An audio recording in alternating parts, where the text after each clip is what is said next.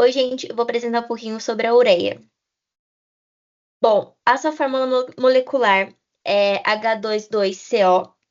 Ela tem dois grupos aminas ligados a um grupo carbonila, e o que torna ela altamente solúvel em água, e por isso ela se torna também uma excelente fonte de nitrogênio para as plantas, o que justifica a sua larga escala como fertilizante.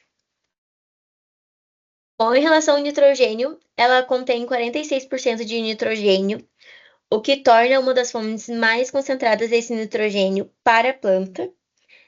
O nitrogênio ele é fundamental para o crescimento e desenvolvimento da planta, pois ele participa diretamente na formação de proteínas, de enzimas e de clorofila, o que é essencial para a fotossíntese da planta.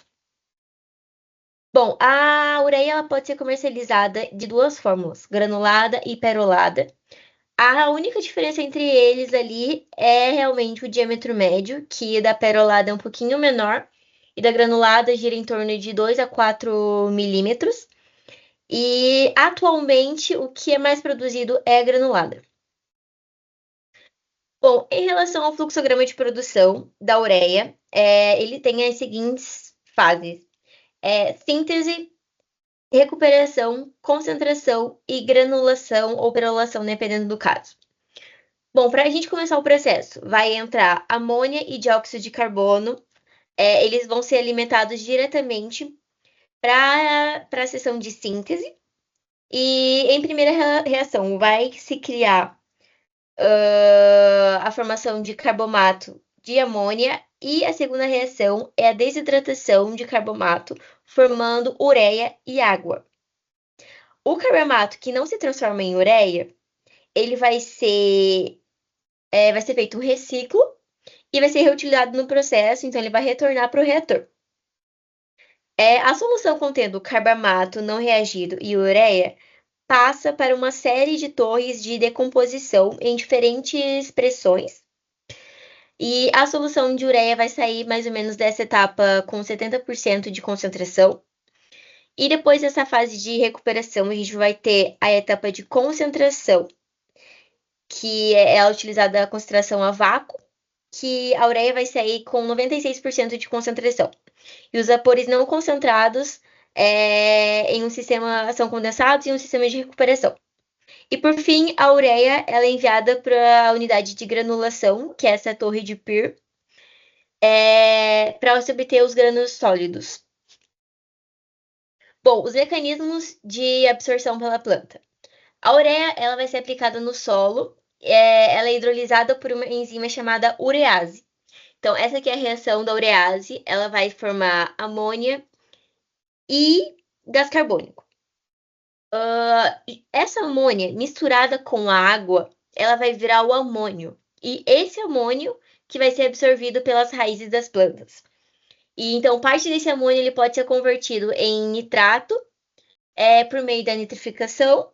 Então, basicamente, as plantas elas vão absorver o nitrogênio na forma de amônio e de nitrato. Os fatores que vão afetar o processo no pH vão afetar o processo o pH no solo, umidade, temperatura e profundidade de aplicação. Algumas vantagens da ureia é que ela tem uma alta concentração de nitrogênio, como eu falei, tem um bom custo-benefício, ela pode ser aplicada de diversas formas, então diretamente no solo, ou por fertirrigação, ou também foliar, e também ela é estável no armazenamento. Bom, algumas recomendações de aplicação.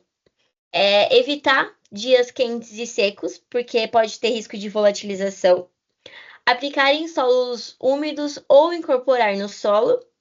Aplicar de 5 a 10 centímetros de profundidade. Também se recomenda o uso de inibidores de urease e evitar o solo com pH muito alto. Algumas desvantagens e impactos ambientais é a volatilização da amônia, a lixiviação de nitrato, eutrofização de corpos hídricos, emissão de dióxido nitroso e acidificação e desequilíbrio do solo. Bom, aqui a gente tem um caso de um acidente que aconteceu com a ureia, foi na BR-116, em São Estevão, a mais ou menos 140 quilômetros de Salvador, no dia 31/10/2010.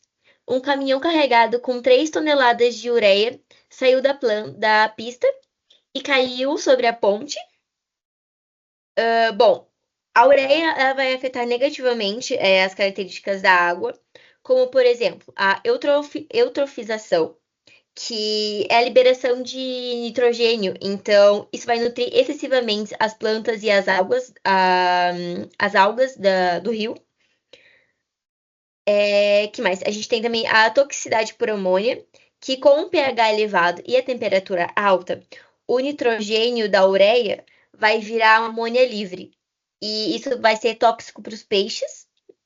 A gente vai ter o desequilíbrio do ecossistema, porque vai ter muita morte de peixes, né? E também os efeitos da qualidade da água. Na reportagem, ele fala que foi proibida a pesca e qualquer tipo de lazer nesse rio, até serem feitos todos os testes para verificar se a água estava boa para ser utilizada novamente. Bom, aqui a gente vai ter as perguntas sobre a ureia. Por que o nitrogênio é importante para as plantas e quais são as etapas de produção da ureia? E é isso, obrigada.